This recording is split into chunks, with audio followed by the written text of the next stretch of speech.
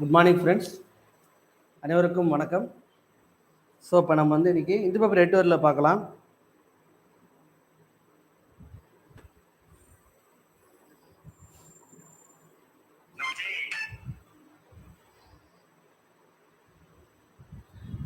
நம்ம daily morning 10 o'clock பார்த்துட்ருக்கோம் எடிட்டோரியலை.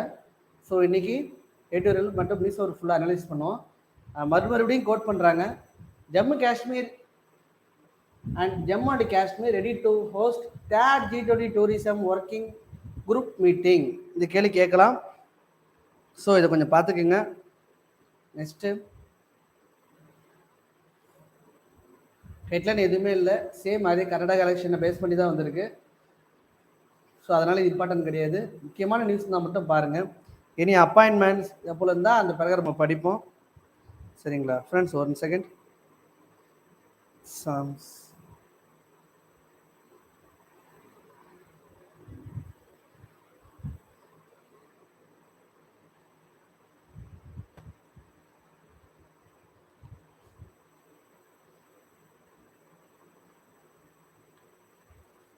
தென் பார்த்தீங்கன்னா முக்கியமானது சென்னை ஒரு சில பகுதியில் 42% டிகிரி செல்சியஸ் வந்து ரொம்ப ஹாட்டாக இருக்குதுன்னு சொல்லியிருக்காங்க. சென்னை மெட்ரோட வாட்ஸ்அப் டிக்கெட்ஸ் ஓகே, அதெல்லாம் இம்பார்ட்டன்ட் கிடையாது. சரி வாங்க எடிட்டோரியலே ஸ்ட்ரைட்டாக போயிடுவோம். நான் நல்லா அனௌன்ஸ் பண்ணிட்டேன். ஃப்ரெண்ட்ஸ், உங்ககிட்ட ஒரு கேள்வி கேட்குறேன், கமெண்ட்ஸை தெரிஞ்சால் சொல்லுங்கள். தமிழ்நாட்டோட ஃபினான்ஸ் மினிஸ்டர் யார் மற்றும் ஹோம் செக்ரட்டரி யார்? கமெண்ட்ஸில் இருந்தால் சொல்லுங்கள் ஃப்ரெண்ட்ஸ். தமிழ்நாட்டோட ஃபினான்ஸ் மினிஸ்டர் யார் அண்ட் ஹோம் மினிஸ்டர் யார், ஹோம் செக்ரட்டரி யார்?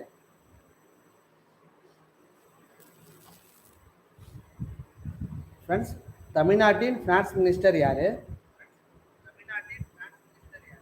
ஹோம் செக்ரட்டரி யார், இதை பற்றி சொல்லுங்கள். ஓகே ஃப்ரெண்ட்ஸ், எடிட்டோரியல் போயிடுவோம்.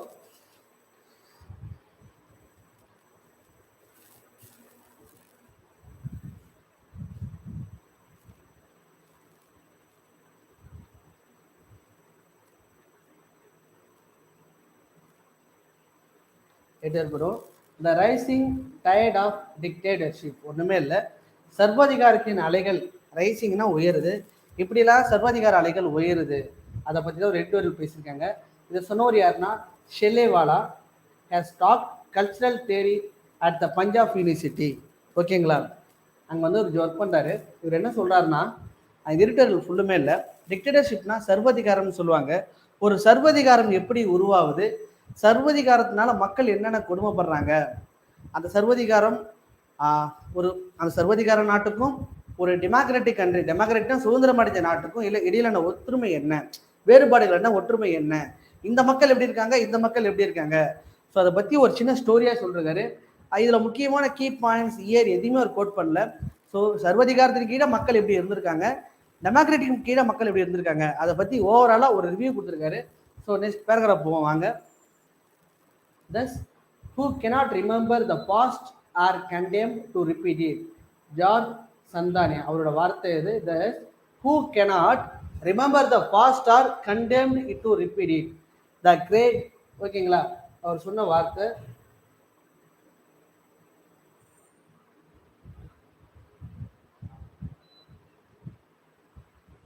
வாங்க. The great tragedy of our times is failure to come to grip with the decline of democracy. ஒரு மிகப்பெரிய ட்ரைஜரினா சோகம் சொல்லுவாங்க. மிகப்பெரிய சோகம் எதுனா மக்களாட்சி கொஞ்சம் கொஞ்சமாக குறையிறது தான். And it is failure to accept the new age of autocracy. ஆட்டோக்ரஸினா ஒன்றும் இல்லைங்க, சர்வதிகாரம்னு சொல்லுவாங்க. அண்ட் டெமோக்ராட்டிக் ஆஃப் வயலன்ஸ், ஒன்றுமே இல்லைங்க. ஒரு சர்வதிகாரம்னா ஹிட்லர், நிறைய பேர் சொல்லலாம்.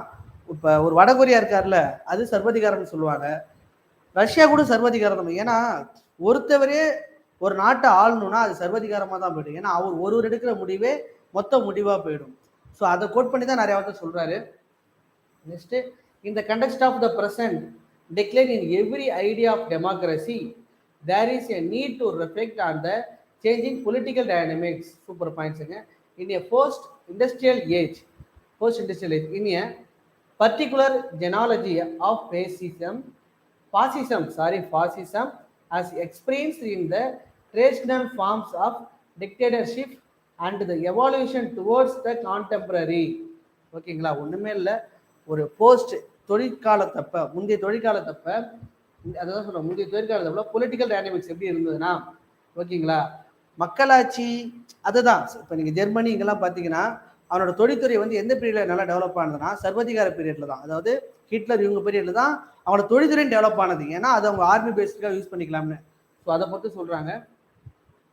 Dictatorship and evolution towards the contemporary nations of the brute power of the state not only overtly refute or sneer at the democracy, but rather go to great lengths to deceitfully annex democratic practices. Super பாயிண்ட்டுங்க. டெமோக்ராட்டிக்னா ஒன்றும் இல்லை, மக்களாட்சி. மக்களாட்சியோட நடைமுறை எப்படி இருக்குன்னா, ஒரு brute power means அந்த அதிகாரம் வந்து எல்லாத்தையும் பகிர்ந்து இருக்கணும். State not only what will refute or sneer at democracy. ஓகேங்களா, next the revolution about the evil capabilities of human race were shown in the post holistics year. Post ஹாலிஸ்டிக்ஸ்னா ஒன்றுமே இல்லைங்க,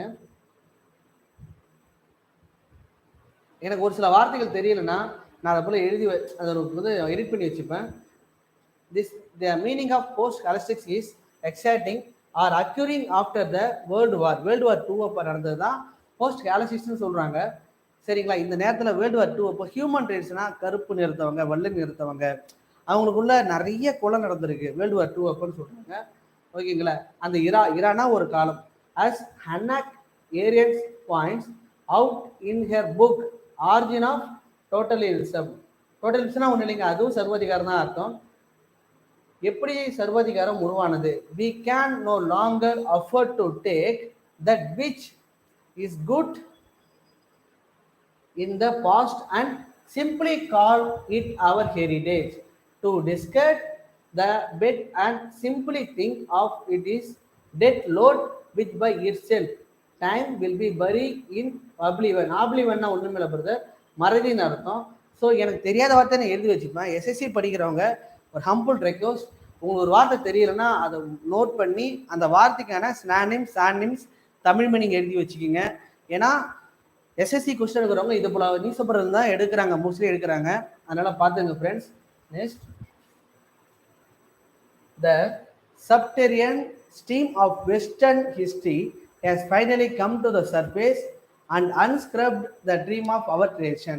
This is abundantly obvious from the breakage of the two wars and the rise of fascism scaring the deep scattered liberally, plausibly prevailing in the Europe.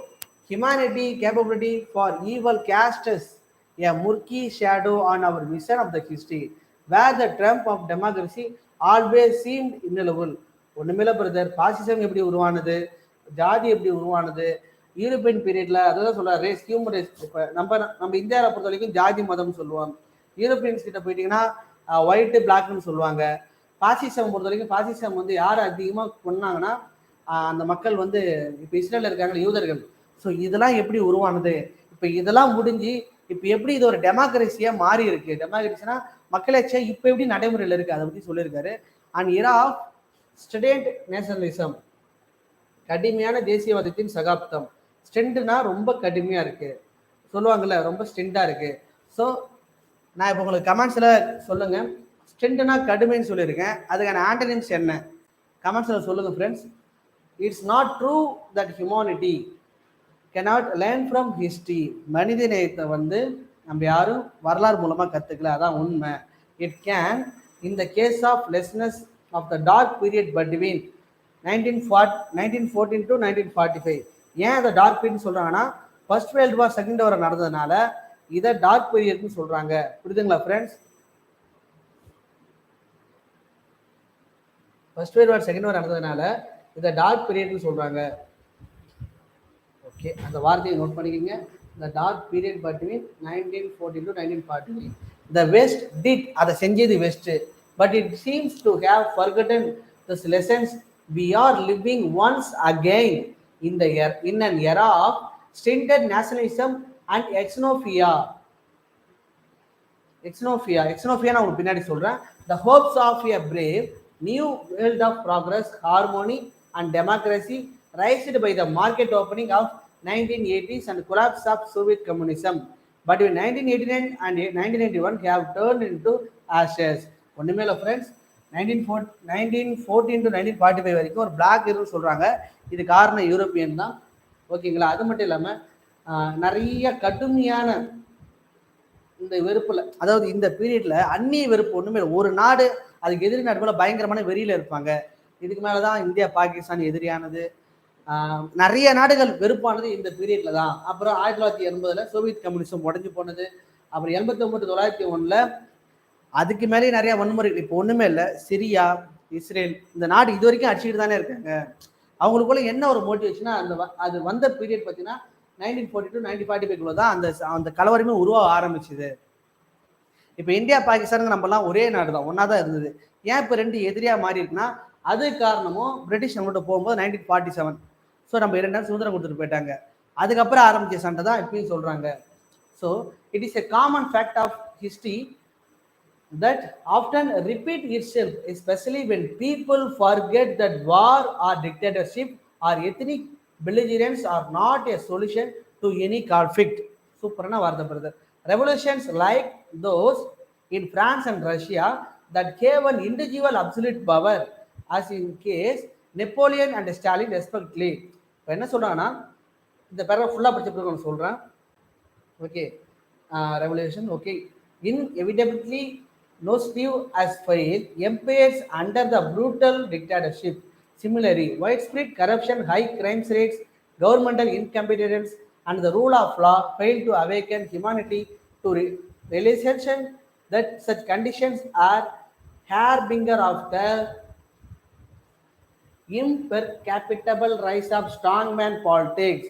Super point. என்ன சொல்றாங்கன்னா, ஒரு காமனான fact என்ன தெரியுமா சொல்றாங்க, ஹிஸ்டரி வந்து நம்ம நிறைய விஷயம் திருப்பி சொல்லுது. என்ன சொல்லுதுன்னா, மக்கள் வந்து இந்த வாரியோ டிக்டேட்டர்ஷிப் சர்வதிகாரத்தையோ அல்லது எத்னிக் பிரிவியன்ஸ் இதெல்லாம் வந்து மறக்கிறது இது ஒரு மோதலுக்கு முடிவா இருக்காது. ஓகேங்களா? People forget that war is not solution to any conflict. எந்த ஒரு மறக்கிறது எந்த ஒரு மோதலுக்கும் முடிவா இருக்காது. ரெவல்யூஷன் லைக், இப்போ ரெவல்யூஷன்னா புரட்சின்னு சொல்லுவாங்க. இந்த புரட்சி பிரெஞ்சு புரட்சிலாம் படிச்சிருப்போம். அதே போல ரஷ்யாவோட சில புரட்சி வந்தது. பிரெஞ்சு புரட்சி, ரஷ்யன் புரட்சி. இந்த புரட்சி காரணம் பிரெஞ்சுக்கு நெப்போலியன் இருந்தாரு, ரஷ்யாவுக்கு ஸ்டாலின் இருந்தாரு. இவங்களாம் போன பிறகு தான் புரட்சி உருவானது. ஏன்னா அந்த அளவுக்கு மக்களா அவங்க அடக்கி வச்சிருந்தாங்க. அவங்க இறந்த பிறகு ஒரு ஸ்பேஸ் உருவானது, மக்கள்லாம் பொங்கிட ஆரம்பிச்சாங்க. ஸோ அதுதான் இந்த பாயிண்ட்ல சொல்றாங்க. எதனால ஆரம்பிச்சாங்கன்னா, அவங்களுக்கு வந்து ஹை கிரைம் ரேட்ஸா இருக்கட்டும், முறையற்ற அரசாங்கம், மனித நேயமே இல்லாமல் நடந்துருக்குது. ஸோ இதெல்லாம் காரணமா சொல்றாங்க. Next, similarly the dictatorships accompanied by violence and death are forgotten by the public, which bluntly began to put faith in a leadership, the broadest competence and ability to advance the welfare of the people and the country through camouflaging violence only to evoke affection and respect from the masses. அதே தாங்க டிக்டேட்டர்ஷிப்னா என்னங்க நடக்கும், யார் ஒரு violence தான், எதிர்த்து பேச முடியாது. ஏன்னா ஒருத்தவங்க எடுக்கிற முடிவுன்றதுனால எதிர்த்து பேச முடியாது. ரெண்டாவது கண்ண முடிட்டு தான் இருக்கும், நம்ம வழி கிடையாது. அரசர் சொல்றதை எதிர்த்து பேச முடியாதுல்ல. இப்ப மக்களாட்சி உள்ள நாடுன்றதுனால ஒரு சட்டத்தை மக்கள் போராடி நம்ம எதிர்த்துக்கிறோம். அந்த காலத்துல மன்னர் வந்து ஒரு சட்டம் போட்ட பிறகு அவர்கிட்ட நம்ம எதிர்த்து பேச முடியுமா? எல்லாத்தோட தலையும் வெட்டிடுவாரு. ஸோ அதுதான் சர்வதிகாரம். அதை பத்தி தான் பேசிட்டு இருக்காரு. சரிங்களா? After Stalin brutal regime of secret police and leader worship, Cuban revolutionaries allowed the charismatic revolutionary leader to seize absolute power, disallowing any political opposition. அவர் எதிர்க்கட்சியை வச்சுக்க விடல. Separation of information to this day is widespread and independent journalism is prohibited in Cuba. கியூபாவோட சுதந்திரமான நீதி என்ன சொல்றது, சுதந்திரமான ஜேர்னலிசம்னா பத்திரிகை துறையே கிடையாது. அந்த அளவுக்கு இருந்திருக்காங்க. எதுக்காக? ரஷ்யா இருக்கும்போது கியூபா அப்படி இருந்திருக்கு. ஓகேங்களா?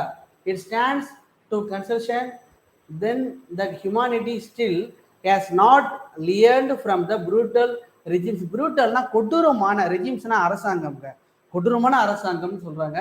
That brought violence and bloodshed in the wake, giving way to never forms of tyranny. Lessons from history fade away and nations continue to repeat their slips ups. அதான் சொல்கிறேன் இல்லைங்க, நம்மளோட வரலாறு சொல்லிக்கிட்டே இருக்குது. ஒவ்வொரு டைமும் ஒரு நாடு மக்களாட்சியாகவும் இருக்கும், மன்னராட்சியாகவும் இருக்கும். மக்களை பொறுத்து தான் அந்த நாடு மாறுது. ஓகே, புரியுதுங்களா? ஸோ இது என்ன இந்த ஆத்தர் என்ன சொல்ல வர்றாருன்னா, டிக்டேட்டர்ஷிப்பில் ஒரு நாடு எப்படி இருந்திருக்கு, மக்களாட்சியில் ஒரு நாடு எப்படி இருக்குது, அதை அழகாக புரிய வைக்கிறது. டிக்டேட்டர்ஷிப்னா இப்படிலாம் இருக்குது, மக்களாட்சியிலையும் இப்படி ஒரு சில பிரச்சனைகள் இருக்குது, ஆனால் அதை கம்பேர் பண்ணும்போது இது எப்படி இருக்குன்றதை அவர் கம்பேர் பண்ணிட்டு வர்றாரு. Next, the fully comparing the history of dictatorship, one has to examine the various shades and turns in which they surfaced from the time to time. So the idea of authoritarian power remains eternal in man's ambition. The conversation may change while the hubris of power remains. To understand the changing face of despotism, spin dictators by Sergei Gure and the Daniel Denism elaborates through serious research on the absence of modern communication technology by authoritarian regimes for propaganda, giving birth to manipulative and not bloody dictatorships of the past. Understandably, the use of brute force in the past gives way to the use of technologies means to substitute public opinion. Hitler and Stalin are replaced by Russia's Putin, பெருவில் வந்து புதிமோரோ, வெனிசுலாவில் வந்து Chavez, ஹங்கேரியில் வந்து ஒரபேன், டர்க்கியில் வந்து எரோடகன். எங்கே சுற்றி எங்கே வந்திருக்காருன்னு புரியுதுங்களா உங்களுக்கு? இவ்வளோ ஸ்டோரி சொன்னது இப்போ இவங்க இப்படி நடந்துகிட்டு இருக்காங்களாம். யார்? Russia Hitler, Stalin. அவங்கள ரீப்ளேஸ் பண்ணிவிட்டு ஸ்டாலின் வந்துட்டார், இது புதின் வந்துட்டாராம். பெருவில் வந்து புஜிமோர் இருக்காராம், வெனிசுலாவில் வந்து சாவேஸ் இருக்காராம், ஹங்கேரியாவில் வந்து ஆர்பன் இருக்காராம், டர்க்கியில் வந்து எரோடகன் இருக்காங்களாம். இவங்க எல்லாமே அந்த நாட்டில் சர்வதிகார ஆட்சியை நடத்திட்டு இருக்காங்க. இதை வந்து யார் ஆராய்ச்சி பண்ணுறான்னா 2 பேரும் சொல்கிறாங்க. அந்த 2 பேர் பேர் என்ன தெரியுங்களா? Daniel Treisman and Sergei Guriev. இவங்க 2 பேரும் இதை பற்றி ஆராய்ச்சி பண்ணுறாங்க. சரிங்களா? எ சப்சர்வன்ட் மீடியா, துணை ஊடகம் அப்படின்னு சொல்கிறாங்க. என்ன சொல்கிறாங்கன்னா, over the last few decades violence has reduced subsistently as a weapon for retaining power. அதாவது வயலன்ஸ் குறைஞ்சி இருக்கு அப்படின்னு சொல்கிறாங்க. Okay, advancement in technology in strategically employed to manipulate and govern government public opinion through deceit, lies and deceptions under the smoke screen of scapegoating institution of democracy. Super point. In exchange of relatability and acceptance, non-democratic leaders allow a certain amount of dissent in the independent media. Outright censorship replaced by indiscriminate regulation and lawsuits. Elections are made to look fair and honest through money, manipulation, and the creation of cult leadership that go to all out create mass appeal. என்ன சொல்கிறாங்கன்னா, இந்த point ஒவ்வொரு சில டிகேட்ஸ்னா சதாப்தம்னு சொல்லுவாங்க, வன்முறை வந்து குறைஞ்சிருக்கு. ஓகேங்களா?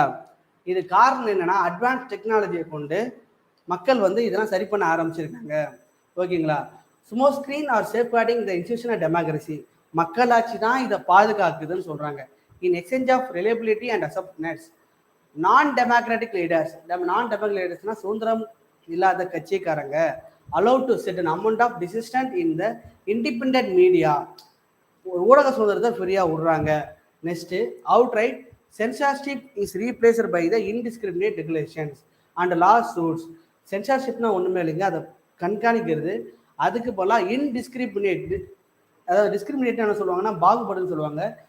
பாகுபாடு இல்லாமல் லாவை வந்து திருத்துறாங்க, எலெக்ஷன் நேர்மையாக நடத்துகிறாங்க. ஓகேங்களா? இதனால தான் leadership go to all out of great mass அப்பீல்னு வருது. Okay, next, mass incarceration or extermination has gradually morphed into majoritarian brute force supported and propped by subservient media that tactfully spins a public discourse which at its face seem to be democratic, but in the reality is far right wing in its socio-political barrage of the public. சரியான point. அதாவது நான் உங்களுக்கு ஃபுல்லாக படிச்சு போட்டு சொல்லிடுறேங்க. This is apparently different from North Korea Kim Jong Un, Syria Bashar al Assad or Saudi Arabia Mohammed bin Salman who openly use subjugation, expropriation and physical punishment to remain in power. இந்த point என்ன தெரியுங்களா சொல்லுது?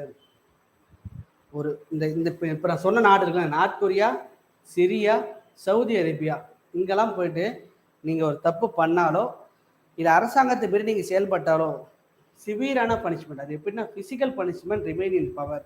அது மூலம் தான் அவங்க அதிகாரமே நடக்குதுன்னு சொல்கிறாங்க. தலையை வெட்டுறது. இப்போ நார்த் கொரியாலாம் நீங்கள் போனீங்கன்னா முடியே வெட்டக்கூடாதுன்னு சொல்கிறாங்க. ஸோ இது உண்மையாக பொய்யான்னு தெரியல. ஸோ அதுதான் அவங்களோட சட்டம். கடுமையாக இருக்குல்ல, ஒரு நாடு கடுமையாக இருக்கிறதுனால மக்களும் பயந்துட்டு தானே வாடுறாங்க. சரிங்களா? Next, Vladimir Putin for example has given up the carrot for positioning as a democratic leader. The Ukraine war has let the cat out of the bag. Public opinion now has turned subsistently antagonistic. ஓகேங்களா? subsistently antagonistic. Vladimir Putin therefore no longer falls into category of non-violent dictators of the present. சூப்பராக the Putin இதை படித்த பிறகு கடைசியாக சொல்கிறேன். Guriev writing in the Financial Times, அதில் ஒரு குரேன் இருக்காரு. In April has revised his appraisal of Vladimir Putin place in the diversity of autocrats. Putin, அதாவது ரஷ்யாவில் ஒரு சட்டம் இருக்குங்க. புதின் அந்த பிறகு தான் மாற்றினார். புதின் வந்து அந்த நாட்டு சட்டப்படி 2 வருஷம்தான் பிரசிடண்டாக இருக்க முடியும். அதுக்கப்புறம் பிரைம் மினிஸ்டராக இருந்துட்டு அதுக்கப்புறம் பதவியில் நீடிக்க முடியாது. ஆனால் இவர் அந்த அரசியலமைப்பு சட்டத்தையே மாற்றுறாரு. ஸோ மாற்றிட்டு இது ஒரு சர்வாதிகாரம் தானேங்க. அவர் கூட அடுத்தவங்க பையன் வரலாம், இல்லை அவர் இறந்த பிறகு அந்த நாடு என்ன வேணால் மாறலாம். ஸோ அந்த பாயிண்ட் தான் கோட் பண்ணுறாங்க. Putin regime has completely revision from 21st century spin dictatorship to a 20th century dictatorship based on fear. ஆமாம், 20ஆம் நூற்றாண்டில் ஒரு மிகப்பெரிய நாடு சர்வாதிகாரமாக இருக்குது ரஷ்யா தான். இது சில பேருக்கு பயத்தை உண்டாக்குங்க. இப்போ சைனா இருக்குன்னா நீங்கள் சைனாவும் அப்படி தான். சைனாவில் அங்கே இருக்கிற பிரசிடண்டை நீங்கள் எடுத்து பேசவே முடியாது. இப்போ நம்ம மோடி என்ன வேணால் பேசலாம், பிரைம் மினிஸ்டர் மோடி இருக்கார் இல்லைங்க, நீங்கள் கேள்வி கேட்குறேன் என்ன சார் பண்ணீங்கன்னு. ஆனால் அப்படி அங்கே கேட்டீங்கன்னா கொண்டுருவாங்க. Okay, doublespeak and censorship. ஓகேங்களா? இந்த விங்க இந்த பேராகிராஃப் என்ன சொல்லுதுன்னா, ரைட் விங்னா வடதுசாரிகள் intellectual indeed continually endeavor or strengthen the discourage of nationalism. அதாவது வலதுசாரி இடதுசாரினா கம்யூனிஸ்ட்டை சொல்லுவாங்க. இப்போ ரஷ்யா கம்யூனிஸ்ட்டு, வடகொரியா கம்யூனிஸ்ட்டு, சைனா கம்யூனிஸ்ட்டு. ஸோ இதெல்லாம் ரைட் விங்கில் தான் அங்கே டாமினண்ட்டாக இருக்காங்க. The politics of image building and explorations which captures the attention of global masses. The triumphs of the supporters of democracy now seems to be a distant cry, giving place to an outright authoritarianism that stands out as single most defining future of global politics. Super point. Criticism is conventionally pushed to the fringe while the dominant party discourse remains in full force, insistently brainwashing the public with double speak and sensible censoring. ஒன்றுமே நீங்கள் யார் வந்து ruling கட்சியாக இருக்கு, அதாவது அந்த நாட்டில் யார் ஆளுங்கட்சியாக இருக்காங்களோ அவங்க மக்கள்கிட்ட போயிட்டு டபுள் ஸ்பீக் மீன்ஸ் இரட்டைத்தன்மை உள்ள, அதாவது அவங்க சொல்கிற கொள்கையை திணிக்கிறாங்க, அவங்கள பிரெயின் வாஷ் பண்ணுறாங்க. பிரெயின் வாஷ்னா மூளை செலவு பண்ணுறாங்க. அதுதான் இந்த பாயிண்ட் சொல்லுது. அதன் மூலமாக என்னங்க வருவாங்க, மக்கள் ஃபுல்லாக ஓகே இவர் பண்ணுறது தான் கரெக்டு, அப்போ நம்ம வந்து இந்த நாட்டை வேணால் அடிக்கலாம் அப்படின்ற போல தானே என்ன வரும். மக்கள் ஏற்றுக்கிறாங்கல்ல, ஒரு நாடு செய்யுதுன்னா. ஒரு ஒன்றும் இல்லை, புதின் வந்து உக்ரைனை அட்டாக் பண்ணுறாரு, அதை யார் எடுத்த முடியும்னா ஒரு எடுத்த முடிவு தான். இப்போ அதை ஒட்டுமொத்த ரஷ்யா தானே சொல்கிறாங்க, ரஷ்யா உக்ரைன் மேலே வார் செஞ்சதுன்னு. ஸோ அதே மாரி தான். சரிங்களா? The channel supposedly airing free debate is merely eyewash for showcasing a certain amount of democratic inclination of the despotic leadership through a superficially credible appearance of democratic adherence in all policy making. The zeitgeist of the post holocaust brutally that looked with hope at the world of justice and freedom awaiting humanity has fallen by the wayside. ஒன்றுமே இல்லைங்க, அதே தான். Second world war அப்போ மனிதத்துவமே இல்லாமல் தானே இருந்தோம். அணுகுண்டு போட்டாங்க, மக்களை கொன்னாங்க. சரிங்களா? அவர் பிரைமரி கன்சர்ன், நம்மளோட முக்கியமான குறிக்கோள் என்ன? At the moment must therefore be to come to grips with the idea that the either we face the end of free world or put all our hope in the undying forces of democratic impulse in humanity to finally overcome the rising tide of tyranny. ஒன்றுமே இல்லைங்க, என்னதான் சர்வாதிகாரமாக இருந்தாலும் மனிதநேயம் ஒன்று தான் மக்களாட்சி கொண்டு போய் சேரும். மனிதநேயம்னா ஒன்றுமே இல்லை. எக்ஸாம்பிள் அன்னை தெரசா மனிதத்துக்கு ஒரு உதாரணம். பிறர் மேல் நம்ம காட்டக்கூடிய ஒரு மனிதநேயம் தான் அது ஒரு மக்களாட்சியாக மாறும். ஓகே, புரியுதுங்களா? ஸோ இந்த பேராகிராஃப் பார்த்தீங்கன்னா எக்ஸாம் பாயிண்ட்டுக்கு ஒன்றுமே இல்லை, ஆனால் நீங்கள் படிக்கிறதுக்கு நல்லா இருக்கும். சரிங்களா? ஸோ இந்த சைடு பார்த்தீங்கன்னா tripping trade India must not excessively relay on the few large markets. ஓகேங்களா? இது வந்து ஃபினான்ஷியல் பட்ஜெட்டை பற்றி பேசுகிறாங்க. The financial year of the subdued starts on trade front. Good exports slumped 34.6 billion April நடந்திருக்கான். The lowest since the last October மாதம் ரொம்ப கம்மியாக இருந்திருக்கான். The worst month for 4 bound shipments. இதிலே worst for அது பார்த்தீங்கன்னா 2023 அக்டோபர் மாதம்னு சொல்கிறாங்க. This was a third successive contraction in exports and 12.7% below last April numbers. 12.7% last ஏப்ரலோட கம்மின்றாங்க. Imports shrunk by sharper 14% to trip at a 15-month low under 50 billion. 50 billion குறைஞ்சிருக்கான். ஓகேங்களா? A slowing global economy had been hurting exports throughout the second half of 2022-2023. Okay, with declines in 4 of 6 months, but April initial estimates are troubling not just because they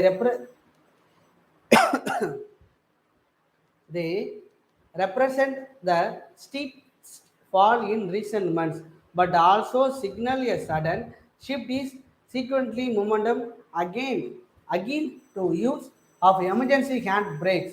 This March, despite lingering global demands weakness, exporting had hit 9-month high nearly 42 billion, while imports were 60 billion. Okay, நான் முடிச்ச போது சொல்லிடுறேங்க. The new foreign trade policy enunciated a $2 trillion export goal to achieve in 7 years. Okay, the first month implemented could not have been of shakier start. The prospects of last year healthy 14.7 growth that the lifted total exports about 776 billion being a replicated in 2024 look bleak already. ஒன்றுமே இல்லைங்க, இந்த financial வந்து 4 பார்ட்டாக வரும். அதில் மார்ச்சை compare பண்ணும்போது April compare பண்ணும்போது October ரொம்ப கம்மியாக இருக்குன்னு சொல்லியிருக்காங்க. அது சம் பாயிண்ட் சொல்லியிருக்காங்க. 12.7%. அப்புறம் 50 மில்லியன் குறைஞ்சிருக்குன்றாங்க. சில பாலிசி இந்தியா வச்சுருக்கான். அது மூலமாக நம்ம நிலக்கரி வந்து இவ்வளோ ஏற்றுமதி பண்ணணும், அதை அச்சீவ்மெண்ட் பண்ணியிருக்கான். சம்டைம்ஸ் குறைஞ்சிருக்குன்றாங்க. பார்த்தீங்கன்னா 15 மந்த்ஸில் லோ அண்டர் 15 மில்லியன் போட்டிருக்காங்க. நெக்ஸ்ட்டு பார்த்தீங்கன்னா த ப்ராஸ்பெக்ட் லாஸ்ட் இயர் ஹெல்த்தி 14% வளர்ச்சி இருந்ததாம். ஓகே, மொத்தமாக எக்ஸ்போர்ட்ஸ் இம்போர்ட்ஸ் மூலமாக.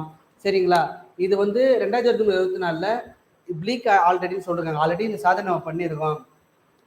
சரிங்களா? நம்மளோட நியூ ஃபாரின் பாலிசி சொன்ன எடுக்கிட்ட $2 trillion $2 trillion கோல் வந்து நம்ம அச்சீவ் பண்ணியிருக்கோமா, எக்ஸ்போர்ட் பண்ணியிருக்கோம் கோல். ஏன்னா நம்ம கிடைக்கிற பாதி மின்சாரம் வந்து நிலக்கரி வச்சு தான் யூஸ் பண்ணிட்டு இருக்கோம். அதனால் நம்ம வந்து எக்ஸ்போர்ட் பண்ணியிருக்கோம். சரிங்களா? நெக்ஸ்ட்டு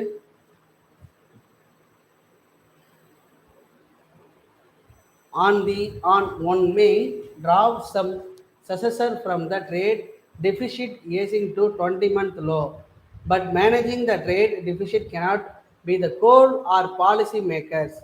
ஓகேங்களா? failing imports and also indicate that domestic demand India proclaimed insulation against global headwinds is ebbing. Moreover, when imports of petroleum down 14% and gems and jewelry plummet, they also affect exports of valuable added end products. Petroleum exports shrank 17.5% in April, while jewelry shipments shifted 30%. Marketing the 7 construction in 10 months. Even the other job creators such as textiles, have been hit hard. Okay, இந்த point என்னன்னு சொல்லிடுறேன் friends.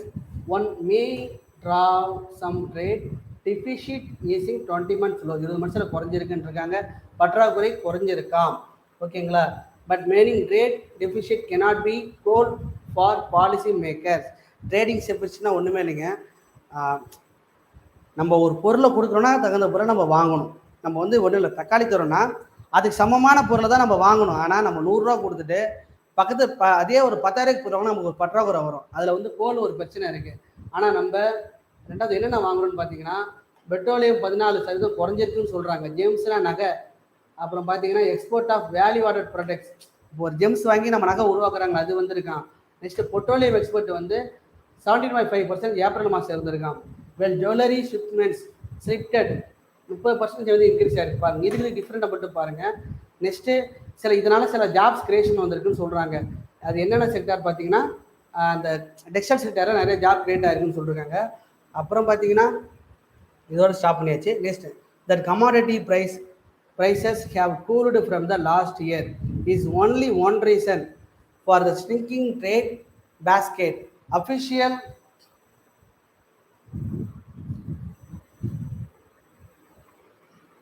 டிக்டேட்டர்ஷிப்னா Hitler தான் sir ஞாபகம் வருது.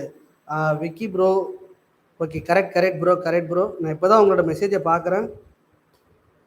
Sorry, reply பண்ணாமல் விட்டது, sorry.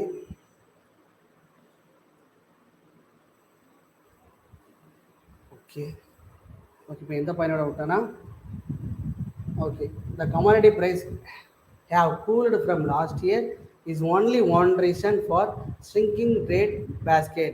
Official concede that does not seem to be any immediate recipient likely from faltering global demand. China's opening up of the economy may have promoted a global trade growth forecast hike from 1 to 1.1% for 2023 from the WTO. Press WTO explain பண்ணுங்க பார்க்கலாம். But recent Chinese data have been underwhelming about the recovery momentum. Reluctant European and North American markets are not expected to speed up goods ordered by September for the festival season. Well, the services exports that have held through the recent rate turmoil in a slow to India. Okay, may slow to India must this slack period to review its overall trade stance, the reliance on few large markets, okay, and purchase greater integrations with global value chains and multilateral trading arrangements. This would yield better outcomes than fresh measures to hold down the import bill. Friends, இதை போல் economics வந்தாங்கன்னா முடிஞ்ச அளவுக்கு படிங்க. இதில் வந்து என்ன சொல்கிறாங்கன்னு பாருங்கள். ஒரு சில பாயிண்ட்ஸ்லாம் கொடுப்பாங்க, நோட் பண்ணிக்கோங்க. ஒன்றுமே இல்லை, மொத்தம் 4 கோட்டலி இருக்குது. அந்த 4 கோட்டலியில் நம்மளுக்கு என்னென்ன இந்தியாவோட சடனாக ஒரு கோட்டலி பார்த்தோம்னா நல்லா ப்ராஃபிட் இருக்கும், சடனாக ஒரு எக்ஸ்போர்ட் குறைஞ்சிருக்கும். ஸோ அதெல்லாம் நோட் பண்ணி தான் இங்கே ஒரு பாயிண்ட் சொல்கிறாங்க. இது சைனா சொல்கிறாங்க. சைனா 1% வந்து 1 to 1.1% பார்த்தீங்கன்னா WTO வந்து வேர்ல்டு ட்ரேட் ஆர்கனைசேஷன் மூலமாக பொருள் இறக்கியிருக்கு. பட் ரீசெண்டாக அது ஒரு அதிகமாக இருக்குது. ஒன்றுமே இல்லை, எப்பயுமே இந்தியாவில் தீபாவளி அப்போ பார்த்தீங்கன்னா நம்மளோட நல்லா அப்போ வந்து ஹை லெவலில் இருக்கும். எது சர்க்குலேஷன் கரெக்டாக இருக்கும், பணம் வந்து சர்க்குலேஷன் ஆகுறது, இது இங்கேருந்து இந்த கடைக்கு போகிறது, இது மக்கள்கிட்ட சேருது, எல்லாமே கரெக்டாக இருக்கும். தீபாவளி ஒரு சில ஃபெஸ்டிவல் அப்போ டாப்பில் இருக்கும், ஒரு சில மந்த் அப்போ நம்ம கம்முன்னு தான் இருப்போம், ஏன்னா அப்போ எதுவுமே நடக்காது. ஸோ தீபாவளி பொங்கல் அப்போலாம் இந்தியா ஃபுல்லாக செலிப்ரேட் பண்ணுவோமா, அப்போ நம்மளோட எக்கனாமி பார்த்தீங்கன்னா நல்லா டாப்பில் இருக்கும். ஸோ அதே போல் தான் பொருளாதாரன்றது ஒரு நிகழ்வை பொறுத்திருக்கு. இங்கே பார்த்தீங்கன்னா நார்த் அமெரிக்காவும் யூரோப்பியன்ஸும் அவன் ஃபெஸ்டிவல் அப்போ தான் அதிகமான பொருளை பிற நாட்டுக்கிட்ட வாங்குவாங்க. சரிங்களா? அவங்க வாங்காதப்பையும் அது மற்ற நாட்டுக்கான பிரச்சனை தான். அதுதான் ஒரு எக்கனாமிக்ஸ் பாயிண்ட் ஆஃப் வியூ சொல்லியிருக்காங்க. ஃப்ரெண்ட்ஸ், நெக்ஸ்ட் பார்த்தீங்கன்னா Rajasthan move to spread some hope for gig workers. Friends, gig ஒர்க்கர்ஸ்னால் ஒன்றுமே இல்லை, ஒரு நிலையற்ற வேலை. கிக் ஒர்க்கர்ஸ்னால் நிலையற்ற வேலைன்னு சொல்லுவாங்க. இப்போ கொத்தனார் வேலை செய்கிறது, cement workers, construction workers, Swiggy சொமாட்டோலாம் இருக்காங்கல்ல, இவங்க எல்லாமே ஃப்ரெண்ட்ஸ் பார்த்தீங்கன்னா கிக் ஒர்க்கர்ஸ் தான். கிக் ஒர்க்கர்ஸுக்கான ஒரு முழுக்க ஒரு ஸ்பெல் சம் ஹோப் ஃபார் என்ன சொல்கிறது, ஒரு கமிட்டி ஒன்று அமைச்சு அவங்களுக்கான ஒரு ஒரு கடன் தர்றது, இல்லை அவங்கள பாதுகாக்கிறது, இதை போல் ஒரு நல்ல திட்டத்தை தான் இப்போ ராஜஸ்தான் அரசாங்கம் செஞ்சுருக்கு. ஸோ இது ஏன் செஞ்சுருக்காங்கன்னா, ராஜஸ்தானில் 2024 எலெக்ஷன் வருது. ஸோ அங்கே அதிக மக்கள் இதில் அந்த ஃபீல்டில் ஒரு 3 லட்சம் மக்களுக்கு மேலே இதில் இருப்புன்னு ஒரு கணிப்பு சொல்லியிருக்காங்க.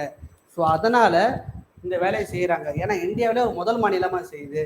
அதே தான் the chief minister of Rajasthan announce earlier this year state would set India first welfare fund.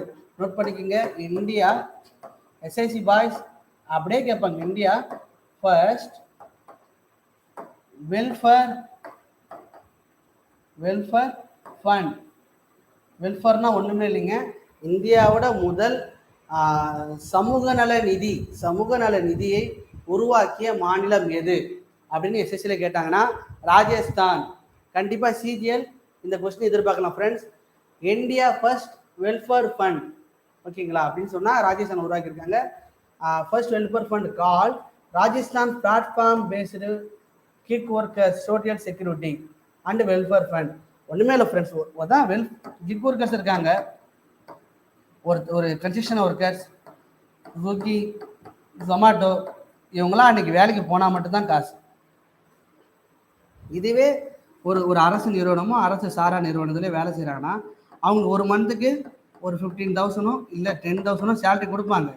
So அவங்க வேலைக்கு போய் ஒரு மாதத்தில் எத்தனை போனாலும் அதுக்கான சேலரி வந்துடும். பட் ஆனால் இந்த கிக் ஒர்க்கர்ஸ் இருக்காங்களே, ஒரு சிவில் ஒர்க்கர்ஸ் அன்றைக்கி போயிட்டு கன்ஸ்ட்ரக்ஷனாக வேலை செஞ்சாதான் அவருக்கு ஒரு 700 சேலரி தரும். அவர் வேலைக்கு போகலன்னா சேலரி கிடையாது. ஸோ அதை போல் இருக்கிறவங்களுக்கு அவங்களோட நலனை பராமரிக்கிறதுக்காக உருவாக்கப்பட்ட ஃபண்டு தான் ராஜஸ்தானில் உருவாக்கியிருக்காங்க. சரிங்களா? This is the first real instance of regulatory move to unburden gig and platform workers' vulnerabilities since the Code on Social Security was passed in 2020. ஓகேங்களா? The code came aimed the COVID-19 pandemic when the platform workers became the backbone of metropolitan logistics, acting to serve customers and working with and for state governments the food relief schemes. ஒன்றுமே இல்லை friends, mostly gig ஒர்க்கர்ஸ்னால் ஸ்விக்கி சொமோட்டோ அதிகமாக இருப்பாங்க. அவங்க அதிகமாக எங்கே வேலை செய்வாங்கன்னா மெட்ரோபாலிட்டிஸ் தான். இப்போ சென்னையில் பார்த்தீங்கன்னா ஒரு தெருவில் ஒரு 10 பேராச்சும் ஸ்விக்கி சொமோட்டோ நீங்கள் பார்க்கலாம். ஏன்னா அவ்வளோ ஆர்டர் போயிட்டுருக்கோம். இது அத்தனையுமே பேண்டமிக் பீரியடில் முடக்கிட்டாங்க. ஸோ அதுக்கப்புறம் அவங்க வாழ்க்கை என்ன ஆகும்? ஸோ அதை பற்றி தான் இங்கே பார்க்க போகிறாங்க. ஓகேங்களா? Many state are yet to act. எல்லா மெனி ஸ்டேட் ட்ரை பண்ணிருக்காங்க, பட் ராஜஸ்தான் இம்ப்ளிமெண்ட் பண்ணிடுச்சு. In 2023, many governments are yet to pass rules or the govern how to they will implement the code on social security. இவங்களோட social security எப்படி பாதுகாக்கிறது? This has raised concerns over how fast gig and platform workers can gain benefits in scenario. சீக்கிரமாக அவங்களுக்கு எப்படி இது மூலம் அவங்கள அதாவது அரசாங்கம் உருவாக்கின திட்டம் அவங்கள சீக்கிரமாக எப்படி போய் கொண்டு போய் சேருது அதை பார்க்குறாங்க. ஓகேங்களா? Next, benefits in scenario where they are seen independent contractors. They are made follow rules that constitute an employment relationship. Rajasthan stands out of a first mover making. First ன வார்த்தை வந்து நோட் பண்ணிக்கங்க ஃப்ரெண்ட்ஸ். ஃபர்ஸ்ட் உமன், ஃபர்ஸ்ட் மென், first state அப்படின்னு வந்தால் அந்த வார்த்தைக்கு power இருக்குன்னு அர்த்தம். With state facing assembly election next year. என்ன சொல்கிறாங்கன்னா, ஏன் ராஜஸ்தான் அரசாங்கம் இப்படி செய்யுதுன்னா அடுத்த வருஷம் எலெக்ஷன் இருக்குது, ஸோ அதை பேஸ் பண்ணி கூட இப்படி செய்கிறாங்க அப்படின்னு சொல்கிறாங்க. Okay, since independence construction workers, dock workers and headloaders, கன்ஸ்ட்ரக்ஷன்னா கட்டுமானம், கப்பல் துறை, சுமை தூக்கும் தொழிலாளிகள், have boards set up for their wellbeing. எனக்கு ஃப்ரெண்ட்ஸ் அதை போல் கிளியர் பண்ணிடுறேன்.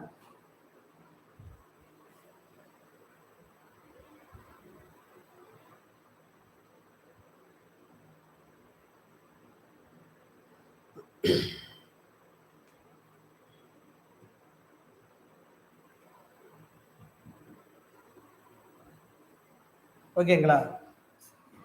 Okay, since independence construction workers, dockyard workers and headloaders have had boards set up their wellbeing, அவங்க நல்லதை பாதுகாக்கணும். This Rajasthan platform base gig workers welfare board will be familiar instructions that can be used to serve the needs of technology oriented workforce. The board, a tri-party institution with representative from bureaucracy. Tri-partyனா 3 பேர் கொண்ட ஒரு நிறுவனமோ, but அரசாங்கத்தோட representative அங்கே இருப்பாங்க. Employers are clients and workers, unions or associations exceed as work around to what otherwise embedded in formal employment. ஓகேங்களா, informal employment. அதான் friends, நீங்கள் ஒரு அரசு ஒரு ஒரு சங்கத்தை கூட வச்சுக்கிங்க, நீங்கள் என்னென்னா வச்சுக்கிங்க, உங்களுக்கு என்ன தேவைன்றதை நீங்கள் அரசாங்கத்திட்ட சொன்னால் அது போல செய்யலாம். இந்த later and employment contract and contributory worker benefits bring together workers, state and employer in conversation with each other. This relationship is meant to ensure quick communication in moments of failure, where workers or employers do not their due and enable better communication between the parties. ஒன்றுமே இல்லைங்க, ஒரு ஒரு திட்டம் உருவாக்கி அதை வந்து போய் எல்லாத்தையும் சேரணும்னா அது சீக்கிரமாக அவங்க தொடர்பு இணைக்கணும்.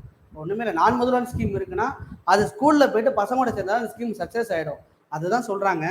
என்னென்ன முறையில் அந்த அதாவது எப்படி எம்ப்ளாயர்ஸ் கிட்ட போயிட்டு இந்த ஸ்கீம் கொண்டு போய் சேர்க்க முடியும், அதை பற்றி தான் பேசிட்டு இருக்காங்க. ஓகேங்களா.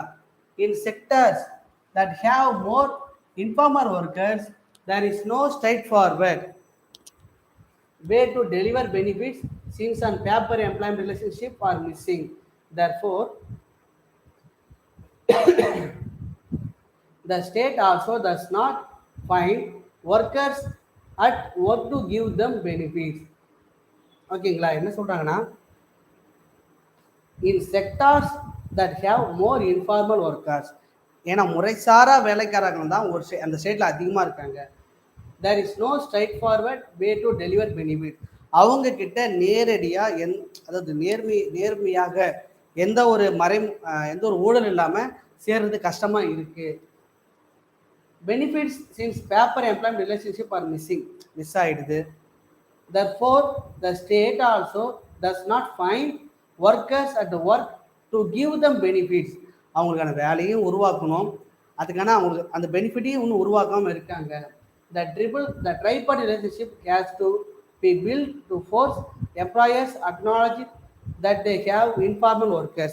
ட்ரைபார்ட்டினா ஒன்றுமே இல்லை ஃப்ரெண்ட்ஸ், ஒரு அரசு தரப்பு, ஒரு சங்கத்து ஆள், ஒரு ஒரு பர்டிகுலர் வேலை செய்கிறவங்க, இந்த 3 பேர் இருந்தாங்கன்னா அதான் ட்ரைபார்ட்டின்னு சொல்லுவாங்க. ஏன்னா கவர்மெண்ட் தரப்பும் அவங்களுக்கு தெரியணும்,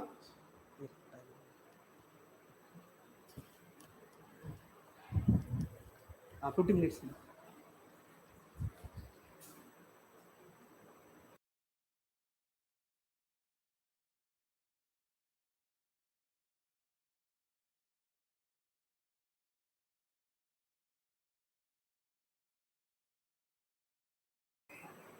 ஓகே ஃப்ரெண்ட்ஸ், ஆரம்பிச்சிடும்.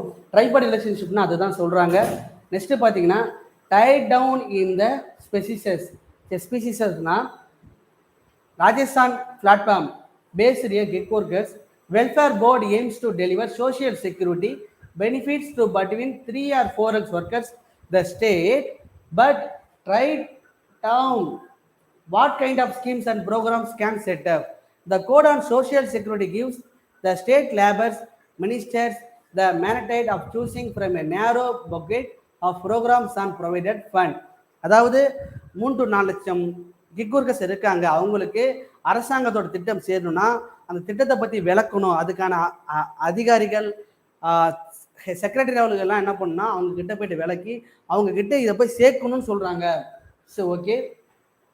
Next key protection of the schemes such as life and disability cover. ஊனமுற்றங்களையும் பார்க்கணும், நோய் நலனை பார்க்கணும், கர்ப்பமானவங்களை பார்க்கணும், ஓல்டேஜ் ப்ரொடெக்ஷனை பார்க்கணும்.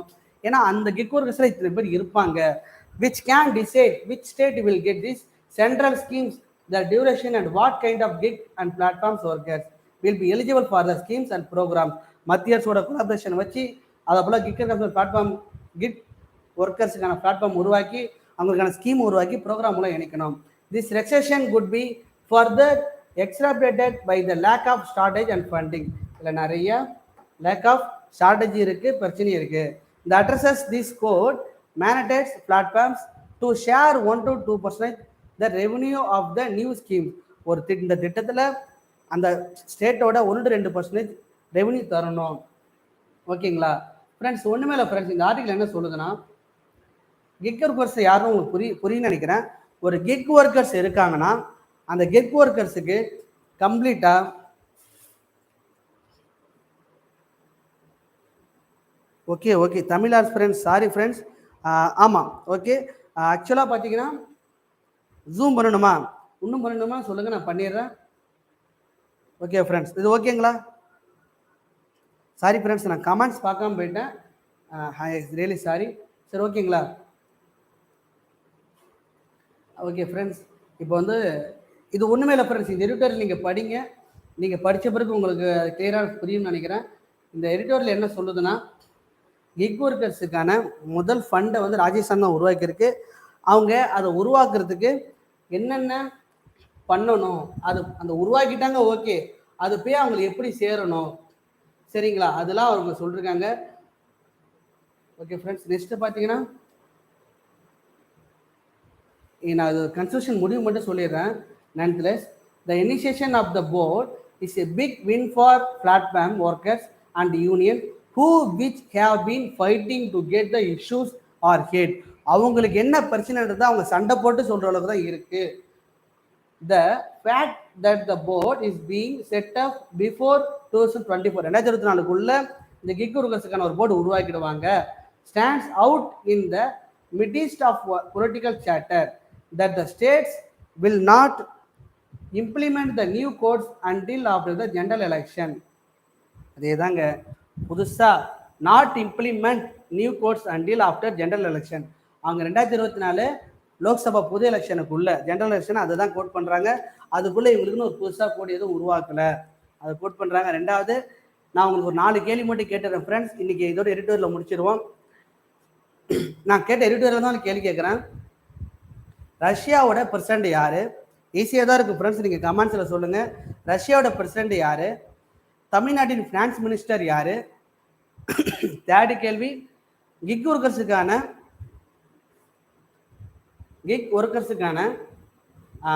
இந்தியா ஃபர்ஸ்ட் வெல்ஃபேர் ஃபண்ட் எந்த ஸ்டேட் உருவாக்கியிருக்கு? அடுத்த கேள்வி என்னென்னா, சிபிஐயோட டைரக்டர் யார்? ஃப்ரெண்ட்ஸ், இந்த 4 கேள்வி கமெண்ட்ஸில் சொல்லுங்கள். நம்ம அடுத்த கிளாஸில் உங்களை சந்திக்கிறேன். அதே போல் நாளைக்கு 10 மணிக்கு நம்ம இந்திய எடிட்டோரியலை பற்றி கிளியராக பார்த்துருவோம். இன்றைக்கி எடிட்டோரியலை கண்டிப்பாக ரிவைஸ் பண்ணிவிடுங்க. ஒரு டைம் இது என்னென்னு படிச்சுன்னா உங்களுக்கு ரொம்ப ஈஸியாக இருக்கும் ஃப்ரெண்ட்ஸ். ஓகேங்களா?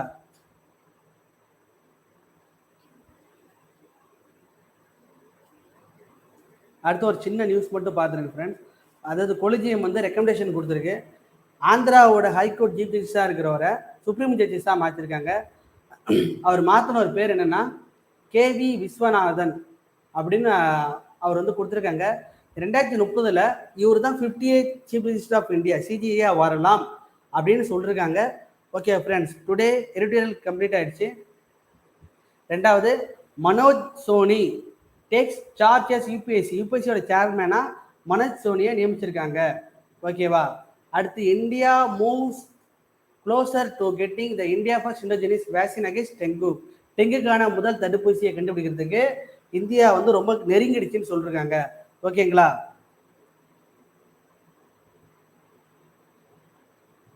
ஓகே ஃப்ரெண்ட்ஸ், எனக்கு எடிட்டோரியல் ஓவர். நீங்கள் எடிட்டோரியலில் ஒரு டைம் ரிவைஸ் பண்ணிவிடுங்க. மோஸ்ட்லி உங்களுக்கு தெரியாத வார்த்தையோ ஒரு தனியாக அதுக்கான சினானிம்ஸ் கண்டுபிடிச்சி எழுதி வச்சுக்கோங்க. இது ரொம்ப உங்களுக்கு யூஸ்ஃபுல்லாக இருக்கும். ஓகேங்களா? பாய் ஃப்ரெண்ட்ஸ், அடுத்த கிளாஸ் நாளைக்கு உங்களை 10 மணிக்கு சந்திக்கிறேன். பாய்.